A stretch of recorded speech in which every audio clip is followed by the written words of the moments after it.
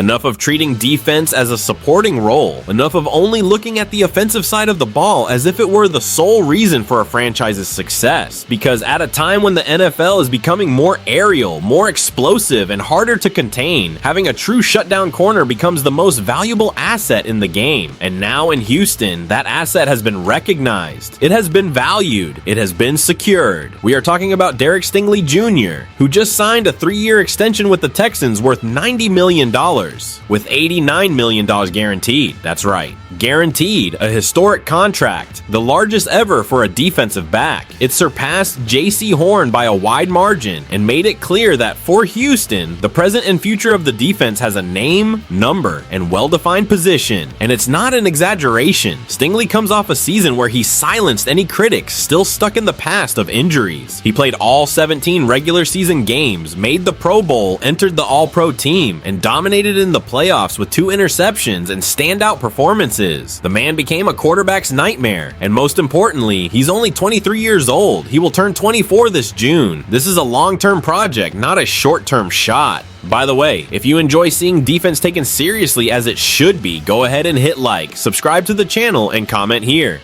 Does Stingley deserve this contract, or did the Texans go overboard? Because around here, the truth is one. When you have an elite corner, you pay. Let's look at the numbers. 5 interceptions for the second year in a row, 18 passes deflected, a rating of 56.9 allowed when targeted. Absurd. He held opposing offenses to under 47% completion when he was the nearest defender. That shut down corner statistics on Revis Island level, and he did this on a team that, let's face it, is still in formation. But the cherry on top, he did this while leading an extremely young secondary. Kamari Lassiter at 22 years old, Kalen Bullock at 21, Jalen Pitre at 25, CJ Gardner-Johnson, who came via trade, is 27. The average age of this unit is ridiculously low, and Stingley is the guy holding it together, the man in the mirror, the go with him, and forget about the other side of the field. That's why this contract is not just about statistics. It's about a message. The Texans management, after decades of questionable decisions, hit the mark.